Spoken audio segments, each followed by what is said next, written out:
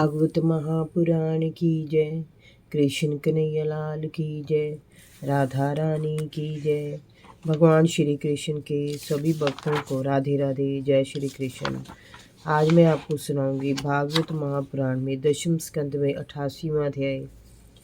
भगवान शंकर का संकट मोचन। राजा परीक्षित ने पूछा, मुनिवर, भगवान शंकर ने समस्त भोगों का परित्याग कर रखा है। वे त्याग और वैराग्य की साक्षात मूर्ति हैं।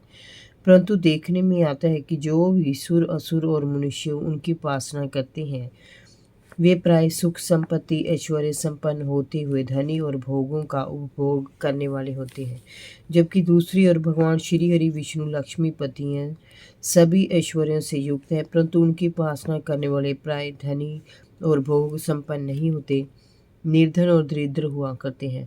अर्थात उनके उपासकों को उनके स्वरूप के विपरीत फल प्राप्त होता है। कृपया इसका कारण बताइए कि त्यागी की उपासना से भोग और लक्ष्मीपति की उपासना से त्याग क्यों मिलता है।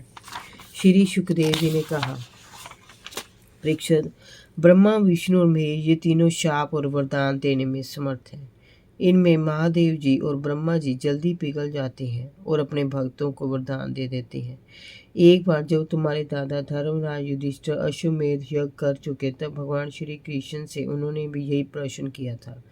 तब भगवान श्री कृष्ण ने कहा था, राजन, जिस पर मैं कृपा करता हूँ उसका सब धन धीरे धीरे छीन लेता हूँ। जब वह निर्धन हो जाता है तब उसके सगे संबंधी भी उसकी परवाह करना छोड़ देते हैं। फिर वे धन के लिए उद्योग करता है, तब मैं उसका वह प्रयत्न भी विफल कर देता हूँ। इस प्रकार बार बार प्रयत्न करने और असफल हो जाने के कारण धन कमाने की ओर से उसका मन विरक्त हो जाता है और वह मेरे प्रेमी भक्तों का आश्रय लेता है। तब मैं उस पर भरपूर अपनी कृपा करता हूँ। मेरी कृपा से उसे परम सूक्ष्म आनंद सच्चिदानंद स्वरूप ब्रह्म की प्राप्ति हो जाती है। इस प्रकार मुझे प्रसन्न करना अति कठिन है। तभी साधारण लोग मेरे दूसरे रूप अन्य देवताओं की आराधना करते हैं। उनमें भगवान आशुतोष तो बड़े भोले हैं। वे जरा सी स्तुति से ही पिघल जाते हैं और भक्तों को अतुल संपत्ति और साम्राज्य तक दे डालते हैं। उसे पाकर परिणाम स्वरूप वे उच्च छूखल प्रमादी और उन्मुख हो जाते हैं। वे अपने वर देने वाले को ही भूल जाते हैं और उत्पात मचाने लगते हैं। तब मुझे ही उन्हें ठीक करना पड़ता है। परीक्षित, भगवान श्री कृष्ण की इस बात के समर्थन से महात्मा लोग एक प्राचीन कथा सुनाया करते हैं। एक बार वृकासुर ने, जो शकुनी का पुत्र था, नारद जी से पूछा कि ब्रह्मा, विष्णु और शिव जी में झटपट प्रसन्न होने वाला देवता कौन सा है। इस पर नारद जी ने उसे भगवान शिव शंकर जी का नाम बता दिया कि वे शीघ्र प्रसन्न हो जाने वाले देवता हैं। रावण और बाणासुर ने भी उन्हें इसी प्रकार प्रसन्न किया था। नारद जी का उपदेश सुनकर वृकासुर केदार क्षेत्र में गया और वहां उसने अग्नि जलाकर उसे भगवान शिव का मुख मानकर उसमें अपने शरीर का मांस काट काट कर चढ़ाना प्रारंभ कर दिया। इस प्रकार 6 दिन तक हवन करने पर भी जब भगवान शंकर के दर्शन उससे नहीं हुए तो उसने 7वें दिन अपना सिर काटकर अग्नि में चढ़ाने का संकल्प किया और तलवार उठा ली। परंतु जैसे ही उसने अपनी गर्दन काटनी चाहिए, वैसे ही भगवान शंकर अग्नि में से सदेह प्रकट हुए और उसका हाथ पकड़ लिया। वे बोले, प्रिय वकासुर, मैं तेरी भक्ति से बहुत प्रसन्न हूँ, वर मांग। भगवान के स्पर्श मात्र से ही वृकासुर फिर से स्वस्थ हो गया था। वह हाथ जोड़कर बोला, भगवान, मुझे ऐसा वर दीजिए कि मैं जिसके सिर पर हाथ रख दूं वह तत्काल मृत्यु को प्राप्त हो जाए। भगवान ने हंसकर कहा, तथा अस्तु, ऐसा ही हो। वे ऐसा वर देकर वे वहां से जाने लगे। तभी वृकासुर ने रोका, जरा ठहर जाइए भगवान, मैं इस वरदान की परीक्षा करके तो देख लूं। परीक्षित, दरअसल वृकासुर ने सोचा कि ये वर देने वाला शंकर ही नहीं रहेगा तो इसकी सुंदर पत्नी उमा उसकी हो जाएगी।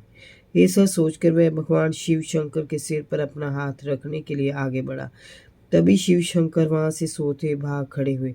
अरे, ये तो मुझ पर ही मेरे वरदान की परीक्षा करना चाहते हैं। ये मैंने कैसा वर इस दुष्ट को दे दिया। अब तो शंकर जी आगे आगे और वृकासुर उनके पीछे पीछे दौड़ने लगा। वे तीनों लोकों में भागते फिरे, पर किसी ने भी उनकी सहायता नहीं की। सभी को अपनी जान बचाने की पड़ी थी कि कहीं ये उन्हीं के सिर पर हाथ न रख दे। अंत में वे भागते भगवान श्री हरि के वैकुंठ लोक में गए। भगवान नारायण ने उन्हें बदहवासी में भाग कर आते देखा तो वे तत्काल समझ गए कि माजरा क्या है। भगवान नारायण तो संकट मोचक है। जो उनके लोक में आ जाता है उसे फिर किसी तरह का भय नहीं रहता। वे भगवान शिव शंकर के भय को समझकर तत्काल योग माया से एक ब्राह्मण का वेश बनाकर वृकासुर के सामने जा पहुंचे और बोले, अरे बस इस प्रकार हड़बड़ी में कहाँ भागे जा रहे हो? देखो तो तुम कितने थके हुए लग रहे हो। लगता है काफी दूर से भागते चले आ रहे हो। थोड़ा रुककर सांस ले लो। ये शरीर सारे सुखों को प्रदान करने वाला है। इसके द्वारा ही सारी कामनाएं पूर्ण होती हैं। इसे अधिक न कष्ट नहीं देना चाहिए। आप तो काफी समर्थ हैं। इस समय किस लिए ये भाग दौड़ कर रहे हो? मेरे लिए कोई सेवा हो तो बताइए, मैं आपके किसी काम आ सकूं। परीक्षित, भगवान के मधुर वचनों को सुनकर वृकासुर ने भगवान शिव से वरदान पाने और वरदान की परीक्षा करने के लिए शिव के पीछे भागने की पूरी बात उन्हें बता दी। तब भगवान ने कहा, अरे ऐसी बात है बस, तो मैं उनकी बात पर कतई विश्वास नहीं करता। भगवान बोले ना तो ऐसे ही हर किसी को प्रसन्न करने के लिए वर दे डालते हैं। आपको पता नहीं कि जब उससे दक्ष प्रजापति के शाप के कारण उन्हें पिशाच भाव प्राप्त हो गया है, तब से वे प्रेतों और पिशाचों के ही सम्राट बने हुए हैं। दानवराज, आप भी कैसे बुद्धिमान हैं जो उसकी बात पर आपने विश्वास कर लिया। यदि आप उसकी बात पर विश्वास करते तो सिर पर हाथ रखकर परीक्षा क्यों नहीं कर लेते? कहीं ऐसा ना हो कि आपको बाद में पछताना पड़े और वहीं आपको अपने त्रिशूल से मार दे। इसीलिए उसके पास जाने से पहले उसके वरदान की परीक्षा अवश्य कर लीजिए। मैं ब्राह्मण हूँ, चाहे तो आप मेरे सिर पर ही अपना हाथ रखकर परीक्षा कर लें। दानवराज वृकासुर जल्दी से बोला, नहीं विप्रवर, आपको मारकर मैं ब्रह्म हत्या का दोषी बनना नहीं चाहता। इसे तो मैं अपने सिर पर ही हाथ रखकर परीक्षा कर लेता हूँ। परीक्षित, ऐसा कहकर उसने अपना हाथ अपने सिर पर रख लिया। उसकी विवेक बुद्धि को भगवान की मीठी मीठी बातों ने हार लिया था। सिर पर हाथ रखते ही उसका सिर फट गया और वह धरती पर गिरकर मर गया। पापी वृकासुर के मरते ही देवता लोग भगवान की जय जयकार करने लगे और फूल बरसाने लगे। भगवान शंकर भी भय मुक्त होकर लौट आए और बोले, हे देवाधिदेव, आप जगत गुरु विश्वेश्वर हैं। आपका अपराध करके कौन सकुशल रह सकता है? आप समस्त जीवों के रक्षक हैं। आप इन्हें जन्म देते हैं, पालते हैं और नष्ट कर देते हैं। आप अनंत शक्तियों के केंद्र हैं। आपकी एक एक शक्ति मन और वाणी से परे है। आप प्रकृति से परे परमात्मा है। परीक्षित, इस लीला को जो सुनता है वह संसार के सभी बंधनों से तथा भयों से मुक्त हो जाता है। जय जय श्री राधे। भागवत महापुराण की जय। कृष्ण कन्हैया लाल की जय। भगवान श्री कृष्ण के सभी भक्तों को राधे राधे। जय श्री कृष्ण।